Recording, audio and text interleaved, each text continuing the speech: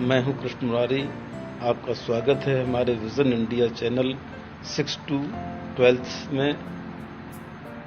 आज हम आपको एक ऐसी महान विभूति के जीवन से संबंधित कुछ अंशों के संबंध में अवगत कराएंगे, जिसे भारत ही नहीं बल्कि संपूर्ण विश्व सिंबल ऑफ नॉलेज के नाम से जानता है। तो जैसा कि हमने जो अभी संकेत किया है, तो सिंबल ऑफ नॉलेज के नाम से राष्ट्र निर्माता, संविधान निर्माता बाबा साहब डॉक्टर भीमराव अम्बेडकर को संपूर्ण विश्व जानता है।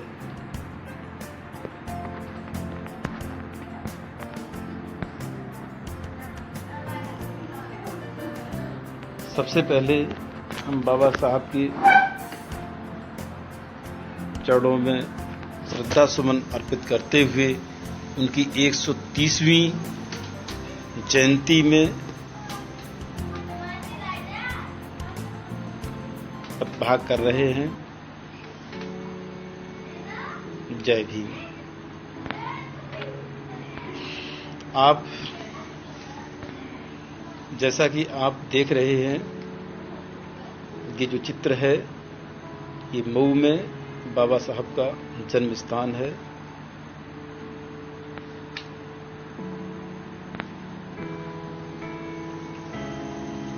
इसी क्रम में आप जानेंगे डॉक्टर बाबा साहब भीमराव अम्बेडकर का मूल नाम भीमराव था।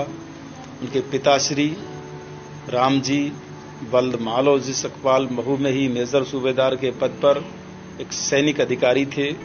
अपनी सेवा के अंतिम वर्ष उन्होंने और उनकी धर्मपत्नी भीमाबाई ने काली पलटन स्थित जन्मस्थली स्मारक की जगह पर विद्यमान एक बैरक में गुजारे। सन 1891 में 14 अप्रैल के दिन जब रामजी सूबेदार अपनी ड्यूटी पर थे, 12 बजे यहीं पर भीमराव का जन्म हुआ। कबीरपंथी पिता और धर्मपरायण माता की गोद में बालक का आरंभिक काल अनुशासित रहा। शिक्षा बालक भीमराव का प्राथमिक शिक्षण दापोली और सतारा में हुआ। बंबई के एलिफिंस्टन स्कूल से वह 1907 में उन्होंने मैट्रिक की परीक्षा पास की। इस अवसर पर एक अभिनंदन समारोह आयोजित किया गया और उसमें भेंट स्वरूप उनके शिक्षक श्री कृष्णा अर्जुन किलस्कर ने स्वलिखित पुस्तक बुद्ध चरित उन्हें प्रदान की। बड़ौदा नरेश सयाजी राव गायकवाड़ की फेलोशिप पाकर भीमराव ने 1912 में मुंबई विश्वविद्यालय से स्नातक परीक्षा पास की। संस्कृत पढ़ने पर मनाही होने से वह फारसी लेकर उत्तीर्ण हुए। अमेरिका के कोलंबिया विश्वविद्यालय में यहां से बीए करने के बाद अध्ययन हेतु गए और बड़ौदा नरेश सयाजी गायकवाड़ की पुनः फेलोशिप पाकर वह अमेरिका की कोलंबिया विश्वविद्यालय में दाखिला उन्होंने लिया। सन 1915 में उन्होंने स्नातकोत्तर उपाधि की परीक्षा पास की। ऐसे हेतु उन्होंने अपना शोध प्राचीन भारत का वाणिज्य लिखा था। उसके बाद 1916 में कोलंबिया विश्वविद्यालय अमेरिका से ही उन्होंने पीएचडी की उपाधि प्राप्त की। उनके पीएचडी शोध का विषय था ब्रिटिश भारत में प्रांतीय वित्त का विकेंद्रीकरण।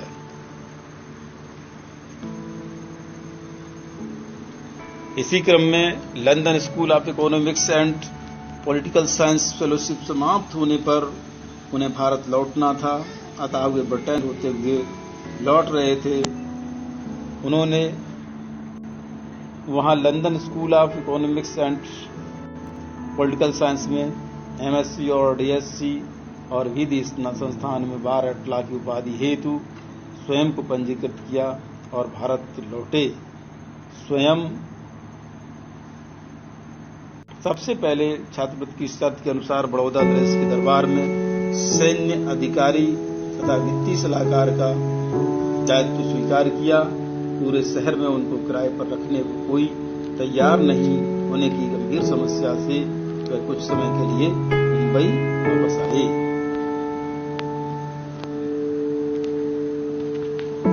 डीलिट की मानित उपाधियों से सम्मानित बाबा साहब डॉक्टर भीमराव को कोलंबिया विश्वविद्यालय ने LLD और उस्मानिया विश्वविद्यालय ने डीलिट की मानित उपाधियों से सम्मानित किया था।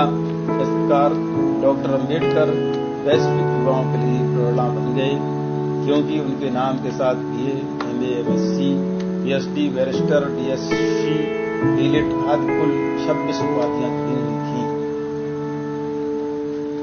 बाबा साहब के जीवन से संबंधित जुड़े हुए उनके परिवारिक सदस्य हैं, इस प्रकार से देख रहे हो। बाईं ओर से पुत्र यशवंत और इसके बाद बाबा साहब स्वयं हैं। इसके बाद पत्नी मां रमाबाई और उसके बाद भाई पत्नी लक्ष्मीबाई और अंत में भाई का बेटा मुकुंदराव बैठे हुए हैं। इसी क्रम में आगे दलित प्रतिनिधित्व वहां परेल में टबक चाल और श्रमिक कॉलोनी में रहकर अपनी अधूरी पढ़ाई को पूरी करने हेतु पार्ट टाइम अध्यापकी और वकालत कर अपनी धर्मपत्नी रमाबाई के साथ जीवन निर्वाह किया। सन 1919 में डॉक्टर अम्बेडकर ने राजनीतिक सुधार हेतु गठित साउथ बरो आयोग के अध्यक्ष राजनीति में दलित प्रतिनिधित्व के पक्ष में साक्ष्य दिए। इसी दौरान 1927 में साइमन कमीशन भारत आया था। उसके पक्ष में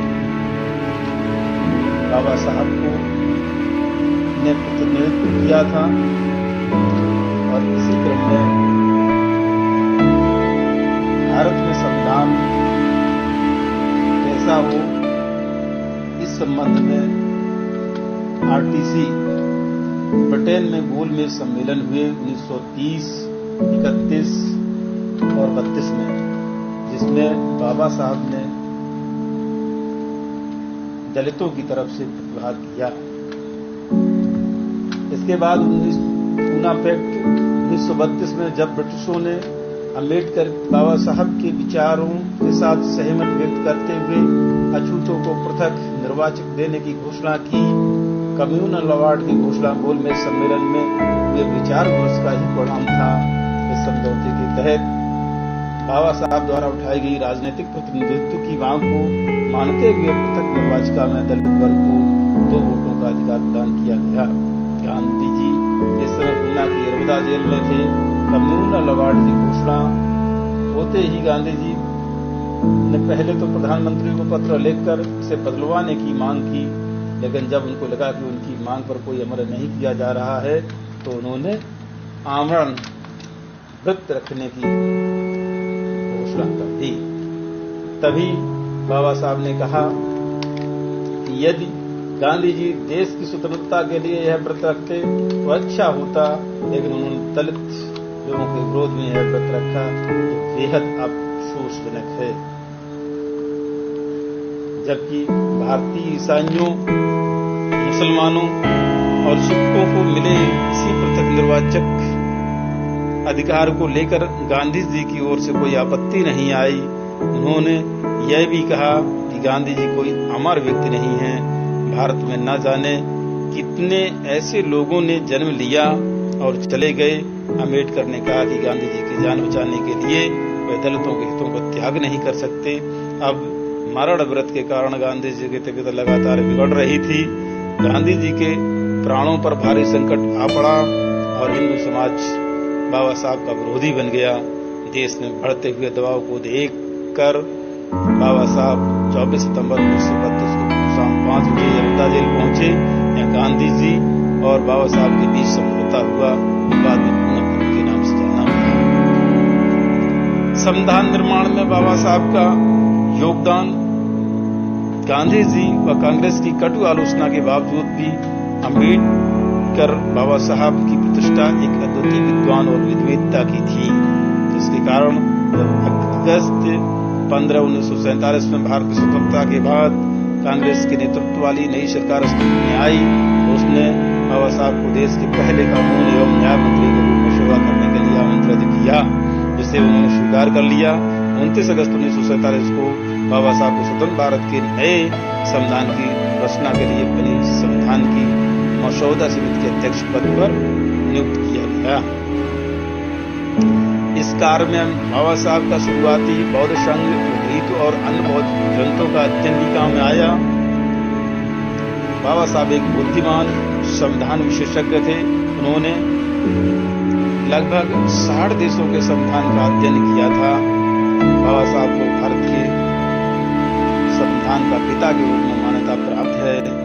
संविधान सभा में मसौदा समिति के अध्यक्ष, माफ कीजिएगा, सदस्य टीटी कृष्णमाचारी ने कहा कि अध्यक्ष महोदय, मैं सदन में उन लोगों में से एक हूं जिन्होंने डॉक्टर अंबेडकर की इस बात को बहुत ध्यान से सुना। मैं इस संविधान की ड्राफ्टिंग के काम में जुटे काम और उत्साह के बारे में जानता हूं। उस समय मुझे यह महसूस होता है कि इस समय हमारे लिए जितना महत्वपूर्ण संविधान तैयार करने के उद्देश्य से ध्यान देना आवश्यक था, वह ड्राफ्टिंग कमेटी द्वारा नहीं दिया गया। सदन को शायद 7 सदस्यों की जानकारी है। आपके द्वारा नामित एक ने सदन से इस्तीफा दे दिया था और उसे बदल दिया गया था। एक की मृत्यु हो गई थी और उसकी जगह कोई नहीं लिया गया। एक अमेरिका में था और उसका स्थान नहीं भरा गया और एक अन्य व्यक्ति राजकीय कामकाज में व्यस्त था और उस सीमा तक एक शून्य था। 1 या 2 लोग दिल्ली से बहुत दूर थे और शायद स्वास्थ्य कारणों ने उन्हें भाग लेने की अनुमति नहीं दी। इसलिए अंततः यह हुआ कि संविधान का मसौदा तैयार करने का सारा भार डॉक्टर अंबेडकर साहब पर पड़ा और मुझे कोई संदेह नहीं है कि हम उनके लिए आभारी हैं। इस कार्य को प्राप्त करने के बाद मैं ऐसा मानता हूं कि यह निसंदेह सराहनीय है। सामाजिक एवं आर्थिक धार्मिक योगदान देश में बाबा साहब का क्या रहा, उसके बारे में जानते हैं। मानव अधिकार जैसे दलितों एवं दलित आदिवासियों के मंदिर प्रवेश, पानी पीने, छुआछूत, जात पात, ऊंच नीच जैसी सामाजिक कुरीतियों को मिटाने के लिए मनुस्मृति दहन 1927 ईस्वी में किया गया। महाड़ सत्याग्रह वर्ष 1928 में, नासिक सत्याग्रह 1930 में आदि आंदोलन चलाए गए। बेजुबान, शोषित और अशिक्षित लोगों को जगाने के लिए वर्ष 1927 में 1956 के दौरान मूक नायक, बहिष्कृत भारत, समता, जनता और प्रोद्ध भारत नामक 5 साप्ताहिक एवं पाक्षिक पत्रिकाओं का संपादन किया। वर्गों के छात्रों को छात्रावास, रात्रि स्कूलों, ग्रंथालयों तथा शैक्षिक गतिविधियों के माध्यम से अपने दलित वर्ग शिक्षा समाज के जरिए अध्ययन करने और साथ ही आज आय अर्जित करने के लिए उनको सक्षम बनाया। सन 1945 में उन्होंने अपनी पीपुल्स एजुकेशन सोसाइटी के जरिए मुंबई में सिद्धार्थ महाविद्यालय तथा औरंगाबाद में मिलेंद्र महाविद्यालय की स्थापना की। बौद्धिक वैज्ञानिक प्रतिष्ठा, भारतीय संस्कृति वाले बौद्ध धर्म की 14 अक्टूबर 1977 को 50 लाख लोगों के साथ महत्वपूर्ण दीक्षा ली तथा भारत में बौद्ध धर्म की पुनः स्थापना कर अपने अंतिम ग्रंथ का ब्रह्मा के द्वारा निरंतर वृद्धि का मार्गदर्शन किया। आर्थिक, वित्तीय और प्रशासनिक योगदान, भारत में रिजर्व बैंक ऑफ इंडिया की स्थापना, डॉक्टर बाबा साहब द्वारा शोध ग्रंथ रुपये की समस्या, उसका अनुभव और उपाय, भारतीय चलन व बैंकिंग का इतिहास ग्रंथों और यंग कमीशन के समक्ष उनके साक्ष्य के आधार पर प्रदर्शित हुई। उनके दूसरे शोध ग्रंथ ब्रिटिश भारत में प्रांतीय वित्त का विकास के आधार पर एशियन वित्त आयोग की स्थापना हुई। कृषि में सहकारी खेती के द्वारा पैदावार बढ़ाना, सतत विद्युत और जलापूर्ति करने का उपाय बताया। औद्योगिक विकास, जल संचय, सिंचाई, श्रमिक एवं कृषक की उत्पादकता और आय बढ़ाना, सामूहिक तथा सहकारिता से प्रगत खेती करना, जमीन के राज्य स्वामित्व तथा राष्ट्रीयकरण से सर्वप्रभुत्व संपन्न समाजवादी गणराज्य की स्थापना करना। सन 1945 में उन्होंने महानदी का प्रबंधन की बहुउद्देशीय उपयोगिता को परख कर देश के लिए सलनीति तथा औद्योगिकरण की बहुउद्देशीय आर्थिक नीतियां जैसे नदी एवं नालों को जोड़ना, हीराकुंड बांध, दामोदर घाटी बांध, सोन नदी घाटी परियोजना, राष्ट्रीय जलमार्ग, केंद्रीय जल एवं विद्युत प्राधिकरण बनाने के मार्ग प्रशस्त किए। सन 1944 में प्रस्तावित केंद्रीय जलमार्ग तथा सिंचाई आयोग के प्रस्ताव को 4 अप्रैल 1945 को वायसराय द्वारा अनुमोदित किया गया तथा बड़े बांधों वाली तकनीकों को भारत में लागू करने हेतु प्रस्तावित किया। उन्होंने भारत के विकास हेतु मजबूत तकनीकी संगठन का नेटवर्क ढांचा प्रस्तुत किया। उन्होंने जल प्रबंधन तथा विकास और नैसर्गिक संसाधनों को देश की सेवा में सार्थक रूप से प्रयुक्त करने का मार्ग प्रशस्त किया। बाबा साहब की पहली पत्नी मां रमाबाई की लंबी बीमारी के बाद 1935 में निधन हो गया। सन 1940 के दशक के अंत में भारतीय संविधान के मसौदों को पूरा करने के बाद वह नींद की कमी से पीड़ित थे। उनके पैरों में न्यूरोपैथिक दर्द था और इंसुलिन और होम्योपैथिक दवाएं ले रहे थे। वह इलाज के लिए मुंबई गए और वहां डॉक्टर शारदा कबीर से मिले, जिनके साथ उन्होंने 15 अप्रैल 1948 को नई दिल्ली में अपने घर पर विवाह किया था। 1948 से अम्बेडकर साहब मधुमेह से पीड़ित थे। जून से अक्टूबर 1954 तक बहुत बीमार रहे। इस दौरान कमजोर थे, राजनीतिक मुद्दों से परेशान। बाबा साहब का स्वास्थ्य पद से तड़प गया। 1955 के दौरान किए गए लगातार काम ने उन्हें तोड़ कर रख दिया। अपनी अंतिम पांडुलिप भगवान बुद्ध और उनका धर्म को पूरा करने के 3 दिन के बाद 6 दिसंबर 1956 को बाबा साहब का महापरिनिर्वाण नींद में ही दिल्ली में उनके घर में हो गया। तब उनकी आयु 64 वर्ष एवं 7 महीने की थी। तो अभी आप बाबा साहब के बारे में, उनसे जुड़े हुए कुछ जीवन अंश के बारे में सुन रहे थे।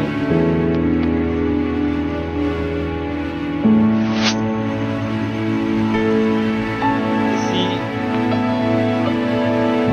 बातों के साथ मैं अपनी बात को यहीं समाप्त करता हूँ। जय हिंद, जय भारत। अगर आपको कुछ जानकारी कर लगी हुई हो तो अपने मित्रों के साथ शेयर करो, लाइक करो, सब्सक्राइब करो और क्लिक का बटन, घंटी का बटन दबाओ। और किसी भी तरह से कोई कमेंट हो नीचे लिखे बॉक्स में कमेंट करिए। Thank you for watching. जय भीम, जय भारत।